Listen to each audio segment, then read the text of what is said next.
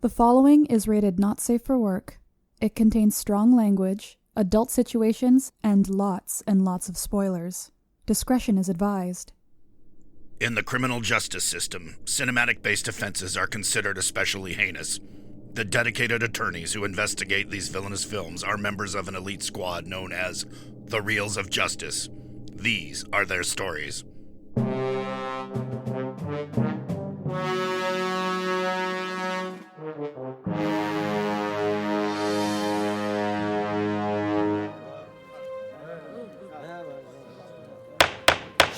Order, please, order! The Reels of Justice is now in session. Judge wicki-wicki-wild Luis Rodriguez presiding. We all rise for the Honorable Judge Rodriguez.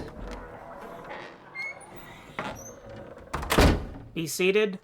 Welcome to the Reels of Justice. Today we are hearing the case of The People vs. Wild Wild West, a 1999 steampunk western comedy about a Civil War hero and a U.S. Marshal who must team up to foil a former Confederate soldier's plot to kidnap the president.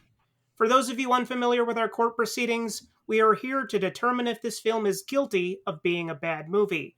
As always, in this courtroom, films are to be considered excellent until proven awful, and the burden of proof lies upon the prosecution to prove beyond a shadow of a reasonable doubt that this film is guilty.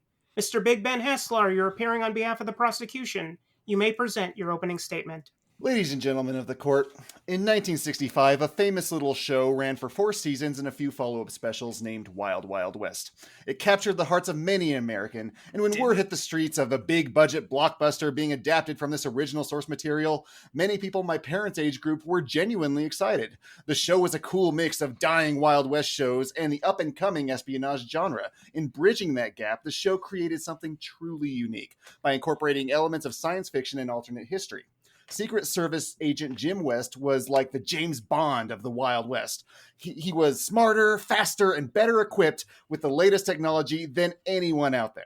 But sadly, the epitaph for this little show, like Lost in Space before it, was to trick a generation of boomers into thinking they would get to delve into their nostalgia and deliver a movie that is absolutely nothing like it. Seriously, Barry Sonnenfeld and the folks at Warner Brothers couldn't even be bothered to try and take this concept that they had of steampunk and develop it into a new property. No, we have to reanimate the corpse of some dead form of entertainment of years past, or else nobody'd be interested in seeing it. Enter Wild Wild West, starring Will Smith, a film that admittedly looks kind of cool from the trailer, minus that giant spider, and unfortunately fails to be engaging. Minus the giant spider. No! I said what I said. It's his opening. Let him finish. Oh. This is one of cinema's biggest what-does and boasts a higher blank stare per capita from its audience than any other movie produced in 1999.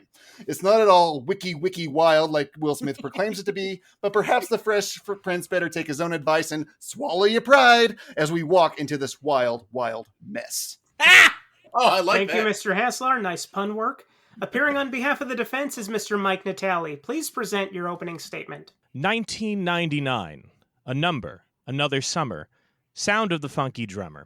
1999, a summer where moviegoers made their voices heard, and they wanted to change. They rejected the establishment studio horror films like House on Haunted Hill in favor of indies like The Blair Witch Project. Rebuked big-budget studio comedies like The Out-of-Towners in favor of gross-out quickies like American Pie. And they roundly repudiated Warner Brothers' biggest, brassiest big-action blockbuster, Wild Wild West, in favor of a little movie called The Matrix. Rejected, rebuked, repudiated. Now, ladies and gentlemen of the jury, am I going to tell you that audiences were wrong to make those choices 12 years ago? I wouldn't dare. I dare say, was I more than a wee boy, I might well have made some of those choices myself. Today, you too have an opportunity to make that same choice and condemn this movie. So I present you with a gift that audiences then did not have. The gift of foresight. What do we lose when we reject Wild Wild West? What is the cost? Only a little thing called the movie star. Will Smith was our last true leading man of blockbuster proportions, a man who could open a movie on his name alone. Our movie stars now are intellectual properties. They're fleshless, soulless words on paper being bandied about from corporation to corporation. Today, we yearn for the movie star. This film has that. We celebrate big swing, bonkers studio blockbusters, cheering the now rare film willing to get weird and wacky like Aquaman or Alita Battle Angel or Mortal Engines. This film is that. We pray for one film, even one studio film, that lets its characters ride off into the sunset at the end instead of setting up 50 sequels and spin-offs. Ladies and gentlemen, this film literally does that. I am not here today to prove that Wild Wild West was the film for 1999. It was maligned, perhaps merely for being in the wrong place at the wrong time. But I am here today to argue that Wild Wild West is the film we wish we could have right now. Thank you, and I yield the floor to the prosecution. Thank you, I Mr. like that Natale. opening. I appreciate I like the Public Enemy reference. Prosecution, you may proceed with your first exhibit. If the defense is holding up the Mortal Engines as a great film, then I got it made in the shade. First, I'm going to talk about Kenneth Branagh. He hams it up to 11. In fact, I'm going to talk like this in Kenneth Branagh's atrocious Southern accent until the defense acknowledges just how painful it is to listen to for an entire hour and a half. Do you yield? Okay. Your Honor, Come on. Your Honor, Move on. may I approach the bench, Your Honor? You may.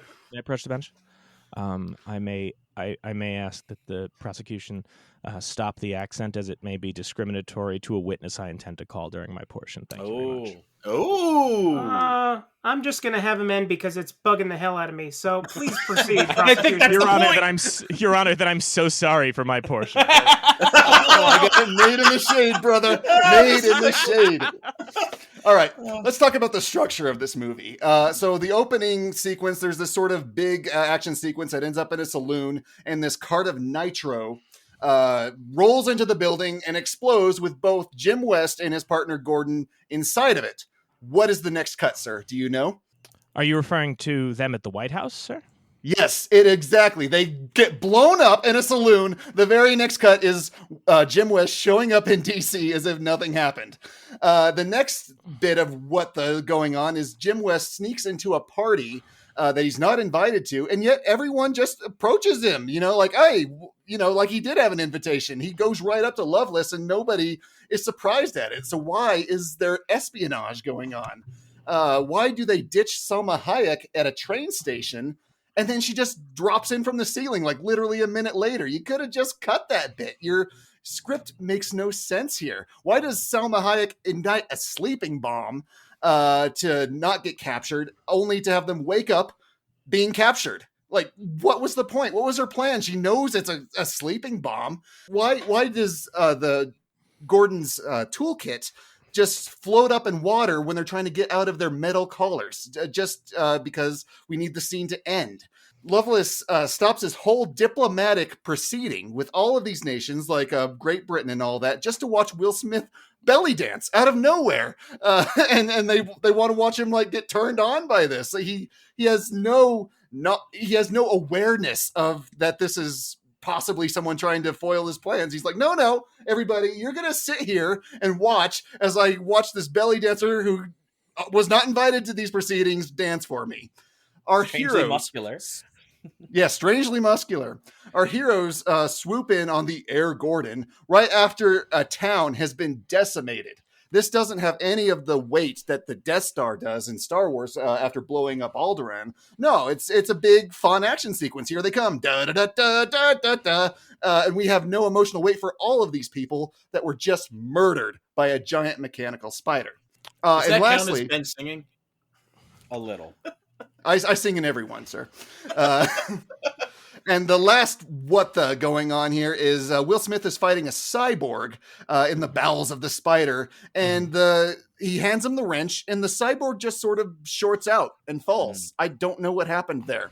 There are so many shortcuts that are made in the structure of this film that when you stop and look at any of them, it doesn't make sense. I pass to the defense.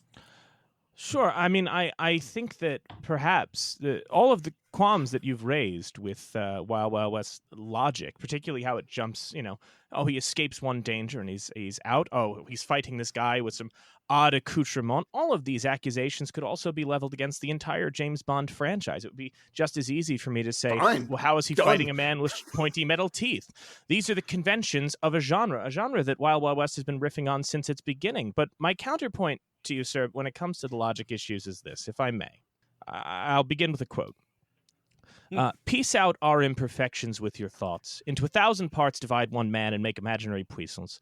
Think when we talk of horses that you see them printing their proud hoofs into the receiving earth, for 'tis your thoughts that now must deck our kings. Now that is the prologue to Henry V, sir. Now, that was William Shakespeare, Western drama's finest mind, pleading with the audience of a newly Elizabethan England to suspend their disbelief, to not gaze upon actors strutting on the stage and go, "Aye, that's not Henry V on horseback, that's just a bloke on a broom." Piece out our imperfections with your thoughts, he says. Meet us halfway. We should turn to art not reluctantly with arms folded, demanding that art justify every moment of creative fancy with cold hard facts and steely logic. Think of the state of culture today. If every generation had greeted narratives with this level of stubborn insistence that straying from the strictest reflections of reality be justified by protracted explanations of airtight logic, you'd have people going, well, why didn't Achilles' mom just dip his heel after? Hamlet gets picked up by pirates? That's a plot hole. What a Objection, Your Honor. I do see this defender's logic here, but that applies to something like the giant spider, not the plot structure of what happens in a scene and what scene follows it. To that, I would say then, I mean, if you're going to sit down and say, well, it doesn't make sense. Why would they do this? Why does this happen? I mean, what a joyless experience it is to watch Casablanca and be so focused on, the whole movie's about Rick getting them papers, and then nobody ever checks the papers before they get on the plane. It doesn't make sense. If you're only focused on That's not what the film's about, though. There's a lot more journey that you're invested in. Precisely, much like the friendship brewing between Jim West and Artemis Gordon. Prosecution, would you like to present your next exhibit? Yes, my next exhibit is Salma Hayek. She is just there to be the girl. She is a daughter of one of the scientists, but she doesn't drive this plot forward in any way because West and Gordon were already in pursuit of him. So they do sort of like, oh, maybe I know where it is. And they sort of say, well, we couldn't find her if she wasn't here, but it's very loosely done as to the information she provides and very easily could have been written around. There's no reason for her to be here except for in one scene, you can see her pooper. And of course that leads to a course of ass jokes from West and Gordon. That's the whole reason she's here. Defense. Sure. Now, folks, I want to raise 2 points to that. One, again, and I go back to the same thing, that this is the same charge we could level against almost any Bond film. And in fact, the only time a Bond film went, well... Sir. So leveled. I would point you to the case of The People versus Moonraker, which was found guilty, sir. Oh, Ben did take down Moonraker. That's right. Hey, but I defended Skyfall. Taking down Moonraker isn't that hard, guys. That's like extrapolating and going, well, all Star Trek is bad because Star Trek V was bad. No, they're not all that easy to impugn. But at the same time, if we're going to, I'm just saying that, it's part of the formula. It's baked into this genre that it's playing in, which is an espionage story. In addition to that, I think that Salma Hayek is doing a fine job with the role she's given, which is a very broad role. This whole film is very broad and intentionally so. This was not intended to be a movie that you showed up and saw a lot of depth in. And in fact, if you look at the films in Barry Sonnenfeld's filmography, particularly the successful ones, they didn't have any kind of successful depth. One? Excuse me, one? That says he has only one. Sir, do not. We cannot begin if you're going to besmirch the Addams Family films. I will not tolerate it. Very well. So if we're going to speak ill of Addams Family values, sir, I will exit this courtroom. No, we are not. We are not, Ben. We are not. Yes, I did not think of that. So stipulated. His 2 films. Very well. Next, I would like to talk about science. It makes no sense in this film. I mean, I get that they're trying to go for some sort of steampunky thing, but like when you analyze any of these, you're like, why is there a spring-loaded platform to eject a person from outside of a train to a chair inside the train? What purpose does that serve? And why is there a lever underneath the train to flip a separate chair underneath the train? Are there levers just all over the place to flip everything just in case it needs to be handled? Why is a man's last image burned into his retinas. Explain the science to this of me. Like, is there some sort of electrical shock that just happens to a person's body when they die that burns it in? Or is every image constantly being burned into my retina so you could go back in history and see like me coming out in the hospital room? Hey, how's it going? Loveless has a huge mechanical penis, and I don't know why I have all the cases with the robot penises in it, but for whatever reason, it's my lot in life. It's not a coincidence. It must not be. But this thing also just catapults spinning discs. I don't understand what this thing is. It's just there to like, hey, penis, guys, penis. Did you see the penis? Yeah. How does kicking a magnet reverse its polarity? Explain this to me. How come Gordon can create a flying machine in literally minutes? Defense?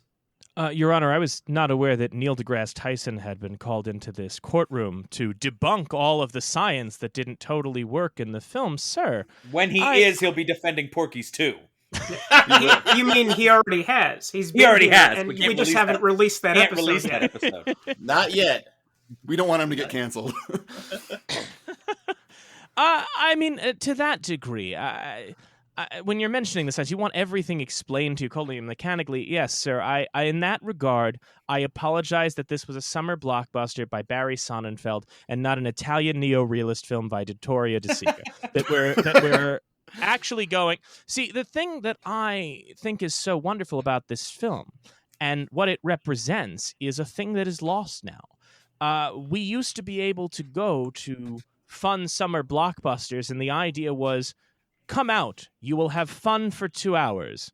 And we did not go into these things where we needed to break everything down in a 10-hour YouTube video that went, here's all the reasons why everything in this doesn't make sense.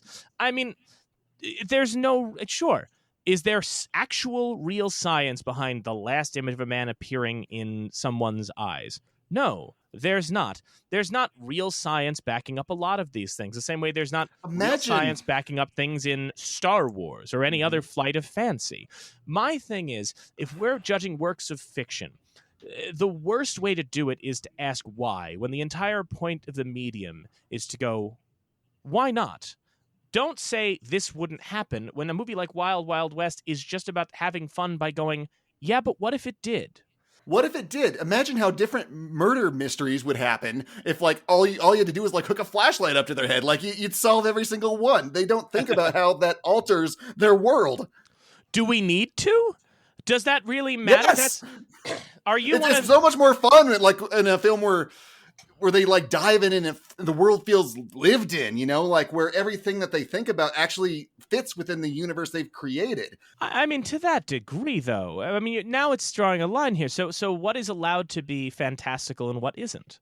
If you're going to get into something that's going to meticulously break down every single element of every single part of a fantasy world, well, then you're just getting a 700-page novel. And that sounds fun to some, maybe, but interminable to most moviegoers, particularly at the time. In the years prior to 1999, this was the kind of thing we all just went, yeah, sure. When Agent J says there's a bunch of aliens on Earth, they wear human costumes sometimes. They like to hang out here. We don't go, well, hang on, tell me every single person that's an alien. I want to know exactly when they landed. Where do they hide their ships? How do they breathe? Objection, Your Honor. There's a difference there. In Men in Black, the suspension of disbelief is set up early because in the very first scene, we have an alien disguised as a person. Whereas in Wild Wild West, we're just pulling things out of nowhere, like in the middle of a film. That is sustained. Okay. Prosecution, do you have any further exhibits? Yes, my last exhibit, Your Honor. Well, humor is subjective. I think this is objectively not funny. And this is a film that is supposed to be a comedy, I guess, given that, you know, Men in Black came before it and it stars Will Smith and he was sort of a funny man at the time. So I don't think that this was trying to be a spy thriller like the show was. We have Bloodbath McGrath getting hypnotized to think he's a dog. Blank stare the whole time. We got the touch my breast scene about homophobia or whatever, you know, blank stare the whole time. But the worst two are Loveless attacking Will Smith's character, James West, for being black, and James Black attacking Loveless for being in a wheelchair. Whoa! Oh, sorry, James West. James West for being black, and Loveless for being in a wheelchair. Both of these, not terribly clever. And from our hero's perspective, if he's the guy we're supposed to love and supposed to idealize, attacking someone who's disabled, like, hey, there's nothing like a good pair of legs, Loveless, smack, smack, smack. Like, where is the humor in that? This is just hurtful. So, of course, I'll address that last point in a moment. But first, I just want to say, I knew this complaint was coming, and plenty of blockbusters are great, despite jokes not landing. There are bad jokes in Face Off, in Predator. For God's sake, Goldfinger, James Bond electrocutes a woman in a tub and then goes, shocking, positively shocking. And that's a canonical classic. Also, I would like to appeal to the court to consider judicial precedent set in this very courtroom. A well-established precedent recently confirmed by the verdicts in both the People vs. Ishtar and the People vs. Radioland murders. Bad jokes should not be held against a film if the cast is giving it their all to sell them. That seems to be the precedent set by the verdicts decided on the other films. Besides, this isn't just a comedy. This is an action comedy. We don't turn to these films for the wit of a George Bernard Shaw or an Oscar Wilde. We go to them to watch charismatic people utter effortless lines with panache. Therefore, I say, if the joke's too silly, don't blame Big Willie. I say it again. If the joke's too silly, don't blame Big Willie. If the joke's not clever, get the hell out of here. You really could have. Yes, you kind of missed the rhyming scheme there, but yes. Yeah, you could have said, if the joke's not fine, blame Kevin Kline. Or you could have said, if There the we joke's go. not clever, pull the lever, in reference to the lever that knocks people out of the See, train. I was going Tied in for there. the element of surprise in my humor, but obviously it didn't land, much like the humor in this film didn't. Well, humor's Oh, subjective. good job, Ben. Now I get it. Humor's subjective. But your joke was objectively not funny. But still, what about the hatefulness about the wheelchair and the disabled? I mean, on the one hand, yes, I agree with you that if Jim West was supposed to be our shining, wonderful example of humanity, and he was just saying that to a person in a wheelchair, I would go, you shouldn't do that, sir.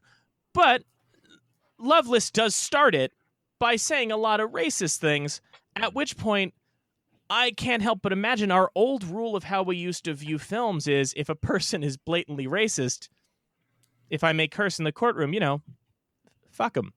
I don't necessarily see this as the most grievous situation. It would be were it not provoked, but in this case, it's two rivals taking jabs at each other for two things that they're very sensitive about because it's how they are excluded from society. I don't think that that's an unreasonable scene to craft, but this is a much more combative thing to set up stakes. I get the combativeness. I do not think that as a script, it was a funny joke nor a good joke to have in your film. But the prosecution rests on the humor.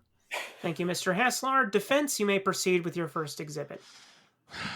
For my first exhibit, if it may please the court, I would like to call a witness. Please do.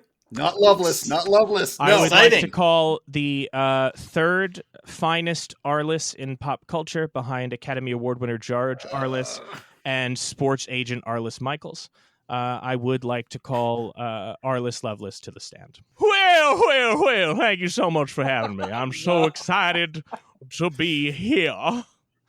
Objection, sir. How do you think that your voice is better than my Arliss Loveless voice, sir? Sustained. Because this accent was created by somehow 5-time Academy Award nominee Kenneth Branagh. And his accent is, you think it's foghorn leghorn, but then you realize he's adding a lot more squeak and falsetto to it than would make sense. He has the vapors, as Just it were. hate this accent, jury. It's so much. It goes high so often. Every time you rewatch it, you're surprised. That's because We he gotta has the swear him in. vapors. We gotta swear him in on something. Where's the bailiff? Yeah, where's the bailiff? He Swear just him walked in. right up. Well, he didn't walk. Jeez, Ben. Your Honor, if I may, I would like to. I brought something to swear Arliss in on. It is a signed VHS copy of Wild Wild West, signed Perfect. by director Barry Sonnenfeld. Arliss allow Loveless, please place your hand on this signed copy of Wild Wild West. Do you swear to tell the truth, the whole truth, and nothing but the truth? So help ya, Kenneth Branagh. Oh, I do declare I do. Now, Mr. Loveless, First, I would love for you to just explain why the wheelchair and the half-man decision. I too would like to hear why. Well, it's because if you remember, in the original Wild Wild West show, the reason I was called Loveless is because I was a little person, played by a little person actor, and they made a lot of comments about how no one could love someone that way. And I'm pretty sure the executives at Warner Brothers went, "Oh my God, let's not do that." That So why didn't they use any of the other popular villains they had in their show? That is upsettingly dehumanizing. I hope no one makes jokes like that this year, especially not the second Austin Powers. Okay, all right, Mr. Loveless. Now, there have been some complaints about your character in the film. There were obviously objections to the way that it uses the Times racism for humor. How do you address that? Oh, well, I did not hear anyone objecting when very similar humor was used almost 2 decades later when Quentin Tarantino loosely remade this as the Oscar-winning Django Unchained.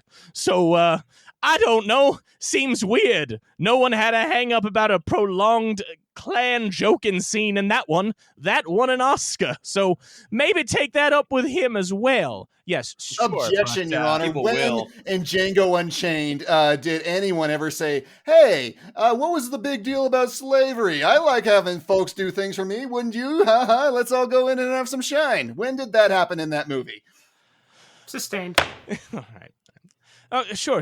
Now, but Mr. Levis, I mean, I guess the thing is, like, why bring it up at all is my question. You know, couldn't you find that harmful or distracting for the audience? You know, well, one might say that the pressures today for our entertainment to both grapple with the harshest cruelties of our reality and simultaneously distract us from this same cruelty creates a paradox by which no creative endeavor could emerge satisfactorily to anyone. So the film attempts to sort of weave that line by giving Will Smith's character victories over the bigoted characters throughout, and you know, that was meant to be encouraging. And while it doesn't lay 100% of the time, I would like to note that no less than BET did write an article in 2019 arguing that Wild Wild West, the absentee father of Django Unchained, as they state in the title, is in fact more woke than it was given credit for. And that is not my assertion, sir. That is an article on BET from 2019. So just check their assessment on that one. All right. Thank you, Mr. Loveless. Were there any more objections from the prosecution there? Or may I move on? I would like to dismiss this witness so my ears will stop bleeding. I just have, Mr. Loveless, I have one more question, if that's okay.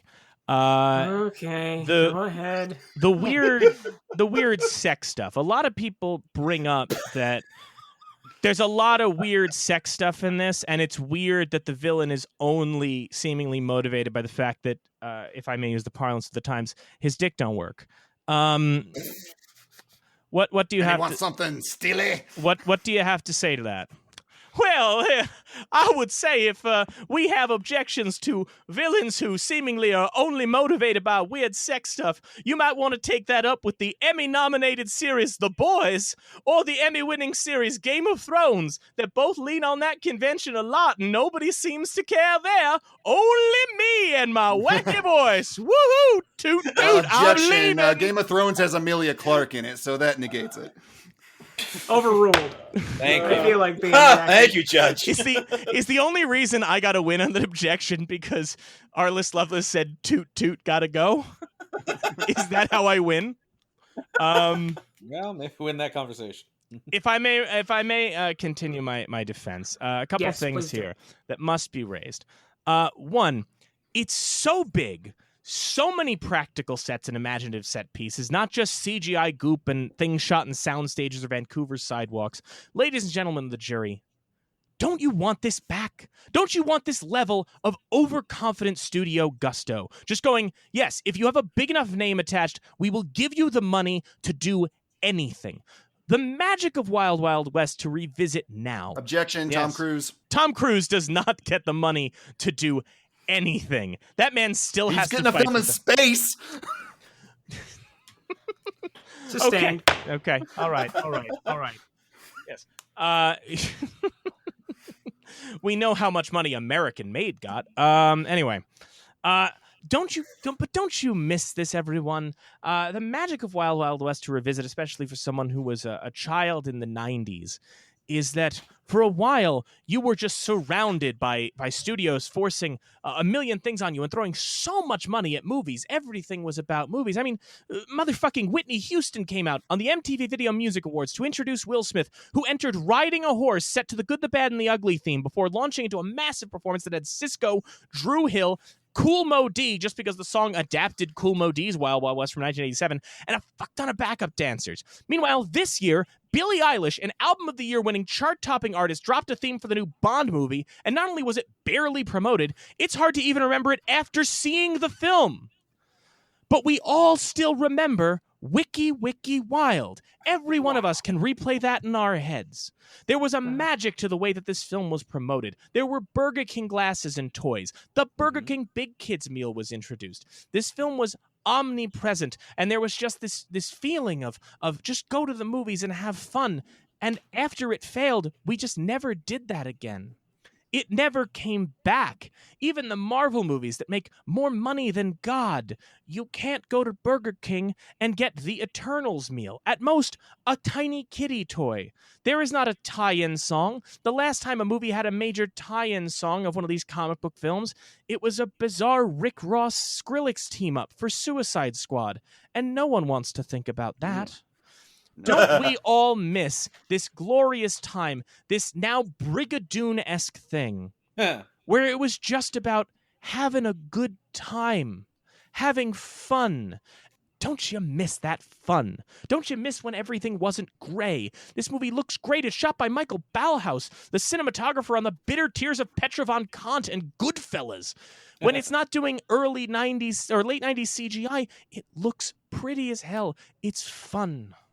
I actually have a question. Was there a robot penis toy that was included in the Happy Meal? Oh, Jesus! Hang on. Big kids meal, Ben. Big kids meal. Not in the kids meal, but yes, of course they produced an actual toy of it for the play set where Jim West and Artemis Gordon had the metal rings around their neck and they were being chased. God help us by all. Oh no, spider's that. I'm legs. okay with that. Now I want to raise two more quick points, I promise, just quickly.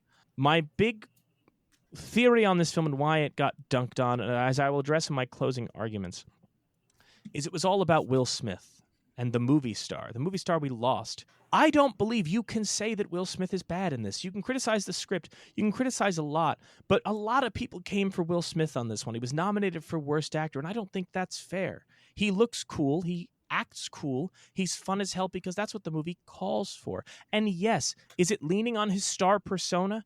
Absolutely. But even then, he is giving you a different character and energy than either Mike Lowry or Agent K. There's sound logic behind making this film this way, and I think Will Smith gives it his all. And last but not least, and then I will rest, this trial is about determining whether or not the movie is bad. Is that correct?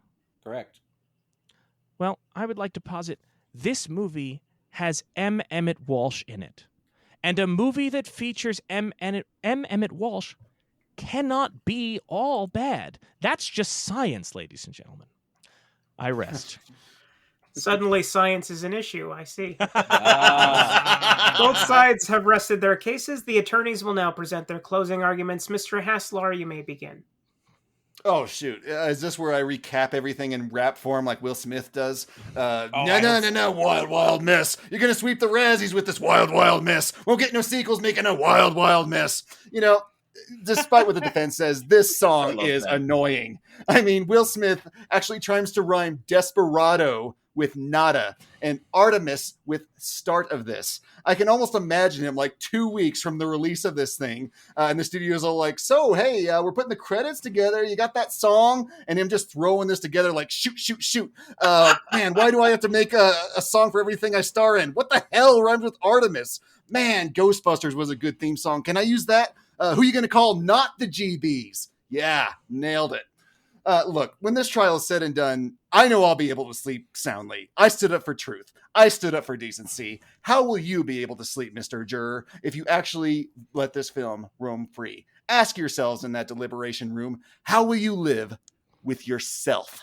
Thank you very much. Mr. Natale, you may present your closing argument.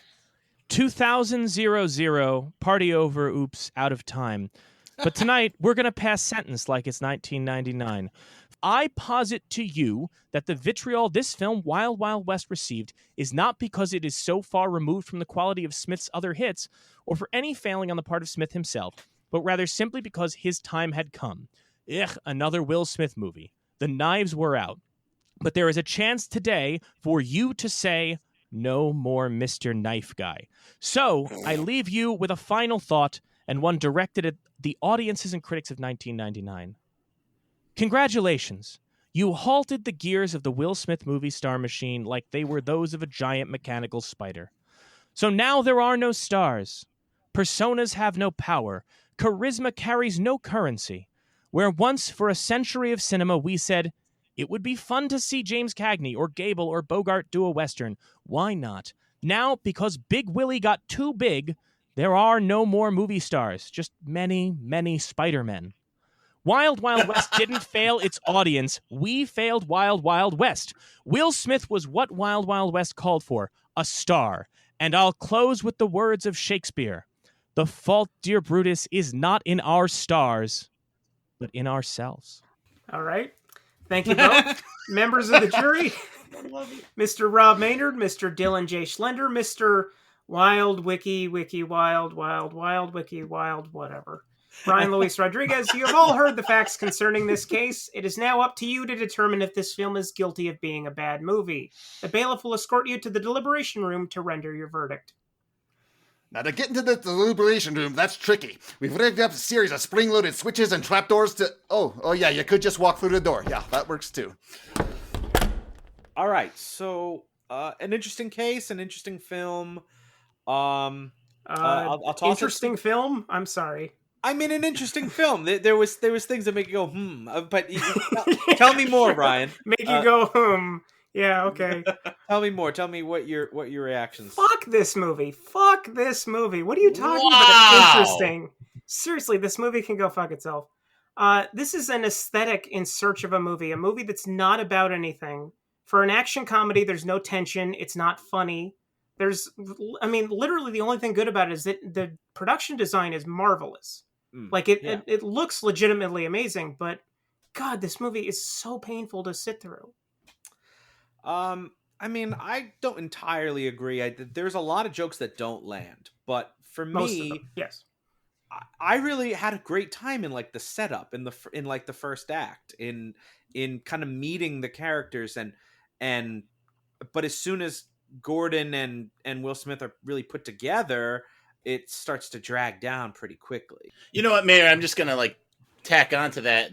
It kind of reminds me of how I felt watching Congo. You know, it just starts really strong, and you're like, why does everyone hate this movie again? This is a lot of fun here at the beginning, and then it does drag. And man, I tell you, that Will Smith belly dance you see just was way too long. It would have been so much funnier if Loveless was just like, stop him, you know? It's like it worked for like 2 seconds, but instead we got to watch it for 2 minutes. Right, yeah. One of the things that was discussed was the suspension of disbelief. And I can suspend disbelief to the point where a giant hydraulic spider is capable of being built and shooting napalm. I can suspend that disbelief. But like that Loveless, who hasn't been shown to be incompetent or stupid the way that Bloodbath McGrath was, that's why he can fall for Artemis's disguise, is so easily, fooled by Will Smith's obviously terrible disguise at an inopportune time when he's clearly Will Smith and going to help him escape. That's the kind of place where even within your own universe, I can't suspend that disbelief because you haven't set up the boundaries for me to. Yeah, no, I think that's a perfectly fair way of looking at that scene. But now, to be charitable, I think our defender put up a really good case. I think very passionate. Really swung for the fences. Maybe reached a little too far for some of these things. May have reached too far. Yeah, but I mean, I like, because I do appreciate the nostalgia argument. It's like, wouldn't you like to see studios take a big swing like this again? You know, but I don't know that I buy that, because frankly, the fun that I see Wild Wild West being, I have at every MCU movie. You know, I would agree with that. Yeah.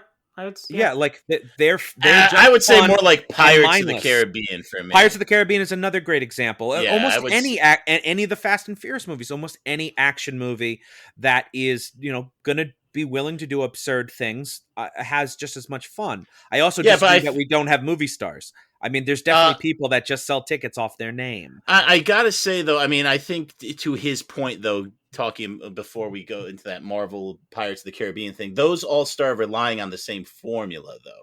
Whereas Wild Wild West was a change-up of that. So, like, it was Will Smith's star power, but we're seeing him in a different setting. But it's like Will Smith fighting Men in Black, but it's in the West. Exactly. It's the same formula. Even you said that's just Will Smith. There's nothing different about his character. I didn't say there's anything different about his clothes are different. He has a cowboy hat now. I'm saying you're putting him into a different situation. That's all I'm saying. It's just like Will Smith literally is the same situation. He is still the comic foil to the kind of grumpy, straight-faced Kevin Kline instead of Tommy Lee Jones. But like the somber, serious side. I would like to say some of the things I liked about this film. I like Kevin Kline as President Grant. I like that they cast him in both roles. Something that the prosecution lobbed was that Salma Hayek had no purpose, and she clearly did. She was meant to be one of the driving forces of competition between Artemis and James West. So she clearly had a purpose besides just being eye candy, which she was good at. She and to make them pursue Loveless, it's to drive competition and tension between our two protagonists. Yeah, no, that's fair. And I think Mike brought up a very good point about how that's a pretty conventional genre thing, is just having, you know, an attractive woman in the middle of things, whether her degree of usefulness varying. Which is not necessarily a defense. It's kind of just saying everybody does it, so it's okay, which that doesn't make it okay, though.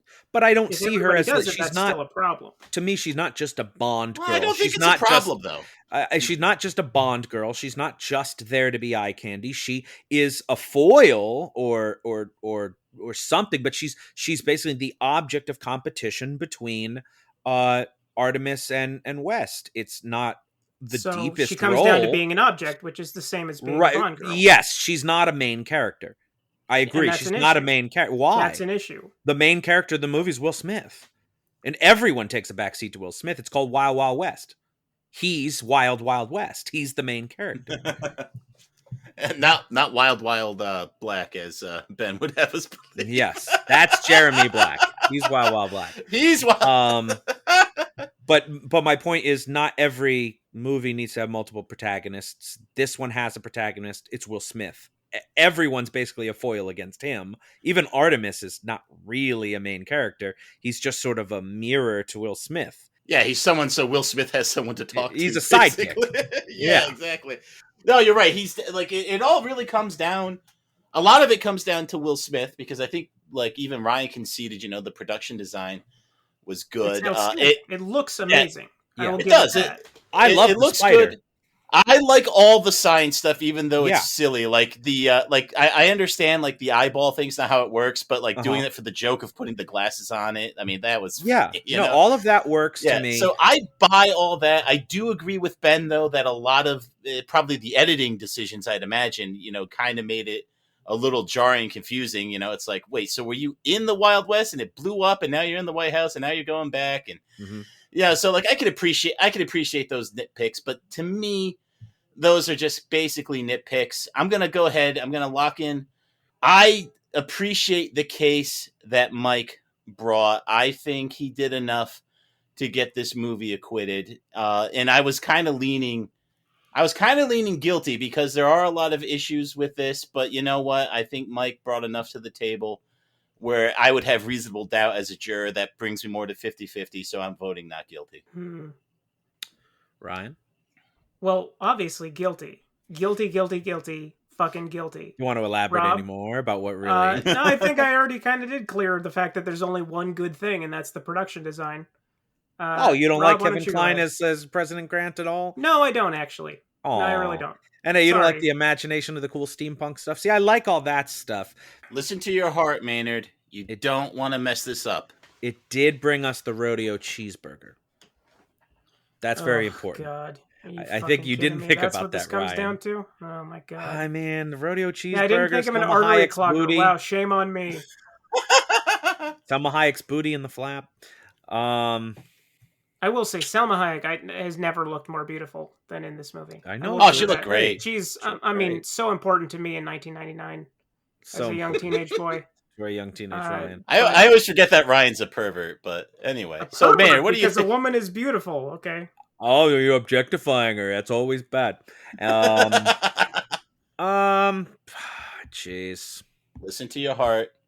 Doubt is no doubt. Yeah, I'm gonna go guilty. I'm gonna go guilty compared to something like Men in Black, and it doesn't even come close. So, yeah, guilty. Hey, tough but fair. That's the reals of justice for you, baby. Let's go out there and tell that very handsome judge. Mr. Foreman, have you reached a verdict? We have, Your Honor. In the case of The People versus Wild Wild West, we find the defendant guilty. The verdict is so rendered. I hereby sentence Wild Wild West to 20 further years of being culturally despised or 5 more abysmal Will Smith end credit songs, whichever is reached first. Court is adjourned.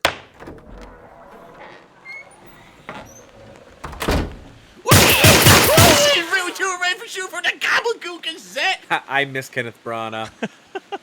Don't worry. Don't worry. All right, now here we go. Now, I got my pen, I got my paper. I'm ready to do my interview here. Hey, man. Now, Mr. Haslar, can you tell us what happened out there?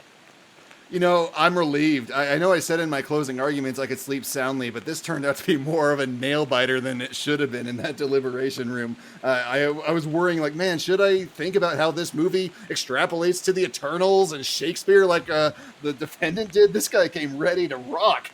I did not go that far in my research, but fortunately, justice was served today, albeit barely. Well, right then, you can't get on out of here. Okay, now, Mike, get over here. Now, I got a little secret for you, Mike. There's gold in this courthouse. Gold! Now, you didn't win, so tell me about that. Well, there may be gold in this courthouse, but everybody else missed the gold that was on screen called Wild Wild West. And I mentioned Salma Hayek. That's quite sad. And oh, did we win? No, and you didn't help. You did not help. That's true. It's the kind of thing. You were the kind of thing that seemed funny until you realized it hurt your case. So I loved it. I will leave you with one quote, and I say this as somebody who appreciates these court's proceedings and has heard many a verdict about many a film that might be guiltier than Wild Wild West and walked free, which is that's possible. To quote Shakespeare, the jury passing on the prisoner's life may be in the sworn 12, have a thief or two guiltier than him they try. Well, I don't have none of that fancy book learning, so we're going to have to go back to the studio for post-trial analysis on that. Yeah! Oh, man, I love my crazy prospector voice. You're the only one. That makes one I'm of us. glad someone does. Wow. Gee, okay, he's no mumbly, but I mean, okay, we're gonna have to. Who is mumbly? Nobody is really? as good as mumbly. That's true.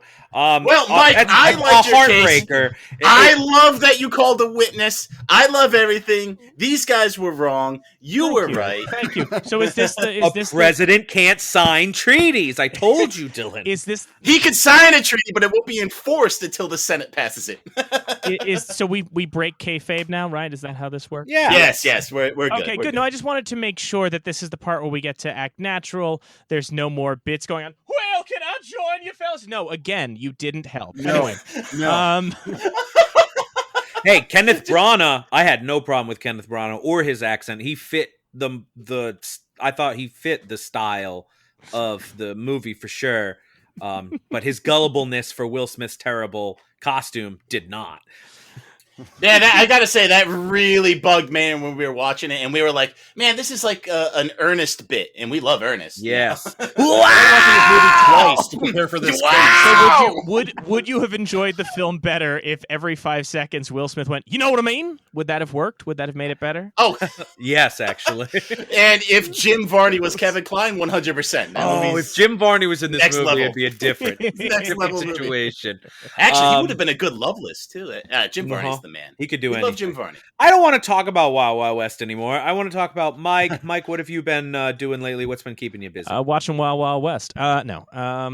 I do want everyone to know I have a reputation on other shows that I do too much research. So please know, even though it didn't matter, I did read Barry Sonnenfeld's memoir and Will Smith's newly released memoir. One does not mention Wild Wild West at all. The other very briefly. Those were both useless. I love it. Both. And I love this guy. And you went to go see Will Smith recently. I did. Will Smith was promoting his book at the King's Theater in Brooklyn, which is only no, I shouldn't say how close it is to where. No, you shouldn't, because people know where to find find me. You for that Kenneth Branagh impression. Trust me, I've come in with hotter takes in the past. I've gotten complaints, but I went to see Will Smith. He's got a memoir out. And it was very interesting to hear him speak, and a lot of great people were there. Spike Lee was the moderator. Spike Lee's one of my favorite filmmakers, and Will Smith means so much to me growing up. He was, I was born in 1990. He was my movie star, and my whole thing with Wild Wild West really is just that I remember going to see it in 99. I went to see it in theaters and thinking, oh, this rules. Like, I love this. This is so fun, because I was a little kid and not realizing that people didn't like it for a while. I have a few of those. Yeah. And then I truly forgot about it until maybe 5 years ago. And the Kool Moe Dee version of Wild Wild West came up on a shuffle I was listening to. Got me thinking of the other song. And it truly just struck by, remember how weird this now feels? Like this whole over the top, the video awards, the Burger King tie-in meals, just this over the top shit. And I to me, like, it truly, I mentioned Brigadoon, but it really is that thing of just like, right, that was so much, and then it just disappeared. All of it, that entire version of Hollywood, and all of the joy that came with it because of the next few years of sadness. So it was it's got an emotional place for me, but I don't have any qualms with y'all's verdict. It's a particular film. 9/11 happened, and then all the talent went to TV. Yeah, I mean, it is that weird thing where, like, I think that the only reason in my closing I brought up the Eternals like that is I do have this fascination with movies that are products of people just going, nah. Like, you look at stuff like The Thing or things that were poorly received, and you're like, how were you mad at this? And like, I don't know, we just were. And especially coming out of quarantine, I think there's a bunch of movies that came out this year that, like, in 5 years, if you went, why was everyone so mad about this thing? We'd all just go, we just wanted something to be, I don't know. Why were we so hard? I don't know. We were just mad. So I'm fascinated by that kind of thing, especially because, like you mentioned, 9/11 happens, and then for like 5 years, Hollywood just goes, I don't know what people want. Since you said, man, I wish you were here for the Nemesis episode. You would have been in my corner. In terms of what I do, I will just throw in a plug if that's okay. I do host a podcast called You're Missing Out. I co-host it with my friend Tom Lorenzo, who would be a great guest on this show, but would start cursing immediately and would get more aggressive than any defense attorney has ever gotten. So, I don't know. But we'll put up against Ryan. It'll be fine. We host You're Missing Out. What we do is a podcast about the National Film Registry. I don't know if you guys are familiar with the National Film Registry. Mm-hmm. Every year the Library of Congress picks 25 films to preserve. What we're doing is it's a variation in a way of the way that you guys are looking at these films that are canonically considered bad and really trying to assess, well, are they really that bad? What we're doing is we're looking at the films of the National Film Registry, and instead of doing what we feel like a lot of shows do, which is like looking at the canonical films and giving you what is now the 900th exhaustive take of why, well, Citizen Kane's actually overrated. Well, it's like there's this feeling, I don't know if you guys get this, being movie fans, but like I feel like when we all grew up, there was this whole sentiment of like the magic of the movies, and even if you hadn't seen the classics, like we all knew Casablanca by like 6, and we all knew like, oh, these things are considered great. And now I feel like the only thing that gets amplified are either people repeating that a movie is great without saying why, or people going, actually, anything that's canonical kind of sucks, like Slumber Party Massacre 6 is actually better than Casablanca. So with what we're doing, we're looking at these films that are in the registry, and we want to help explain why these films matter. Not if, but not like speculating like, well, maybe. No, just this was selected. Let's talk about why it was selected. So if anybody likes or is interested in classic cinema and maybe has watched Duck Soup or has watched Intolerance or The Great Train Robbery and been like, I don't get it. Why is this such a big deal? That's what we get into, and it's a lot of fun. So you're missing out. First season's out, second season will be out at some point. It's been hectic, but we're working on it. I promise. All right. Well, you sold me. I'm definitely going to give it a listen. That sounds great. It's a lot of fun. Well, since you have, such a good repertoire of film, we always ask for a recommendation from our guests for a movie that you think our listeners should check out. So what is a movie that they should check out? So I was thinking about this, and I was tempted to plug a film that we did talk about in our first season, an extraordinary film called The Crowd by King Vidor. David Sims from The Atlantic was kind enough to come on to talk with us about that, but I won't recommend that because you guys always tell people where to find it, and The Crowd is entirely out of print, trapped in Warner Brothers vaults, and the only way to find it is if you put on a little pirate hat. So I'm not going to advocate for that. Instead, a movie. But you're going to not advocate for it, right? I mean, listen, guys, if I said it, it's out there. But what I will say is I was thinking about Wild Wild West and how Wild Wild West is this movie that I ride for because it's this weird misshapen thing and it has this reputation for being bad. And I can absolutely see why it's bad. I love it because it's bad in a weird way. There's another movie that has a reputation for being bad that I ride for real hard, but because I think it's legitimately a masterpiece. And when I talked about movies that were maligned just because people were sick of the director, or movies that were maligned because of the bad press around it, this is the one that really speaks to me because I had always known it as bad, and then I saw it and it moved me deeply, which is Francis Ford Coppola's One from the Heart. If anybody doesn't know it, Francis Ford Coppola was having this miracle. I watched it a few months ago. And are you going to tell me that it's crap? Because that's fine. No, I'm not. I'm actually not. Coppola has this miracle run, Godfather, Conversation, Godfather 2, Apocalypse Now. Even every time somebody doubts him, he bounces right back up. So he builds his own studio and he gets this repertoire of players. And what he makes, its reputation is he made a big musical and it bombed. And let's face it, so many directors have made big musicals that bombed. New York. Oh God, now I just forgot the Bogdanovich one. They all laughed? No, At Long Last Love, right? Long Last Love, is that one? Gotcha. Yeah. New York, At Long Last Love. Everyone says I love you. Like everybody just keeps trying to do this, and Streets of Fire, and it keeps not working. And you watch those, and you see why. And One from the Heart, I remember I watched it, and I just found myself crying by the end. It's a beautiful movie with some incredible performances. Raul Julia is amazing. Oh, I love Raul Julia. Terry Garr is in. Oh my God, he's so good in this. And it's truly it's imagine La La Land, except instead of being a happy thing about the magic of LA, it's about life kind of sucks in Vegas. And the beauty of it is it's a musical where nobody sings. The songs are all sung by Tom Waits or his female counterpart. His name escapes me. No, it's so good. It's so good because it's about like he's singing from the perspective of this. Oh, it's so good. It's so fucking good. And yes, it's a Clint Eastwood does back up vocals. Natasha Kinski is in it, And it's just this profoundly moving, beautifully constructed thing that only could have been made with an unlimited amount of money, which is why it went bankrupt. But it did influence, if anybody likes those Cinéma du Look French filmmakers of the 80s, if you like Betty Blue or Holy Motors or anything like that, it all owes a debt to One from the Heart. Seek it out. It should be available to rent, and I know there's a great Blu-ray collection that has it. I highly advocate for it. It looks amazing on Blu-ray. Oh god, looks so how good. many giant mechanical spiders are in this one? 2. God. That would good. Be so okay. Great. That would be the only thing I need. Is the last shot is them riding off into the sunset on the spider. That'd be great. That would be pretty great. Big Ben, you are a successful prosecutor today. What is your recommendation? Barely.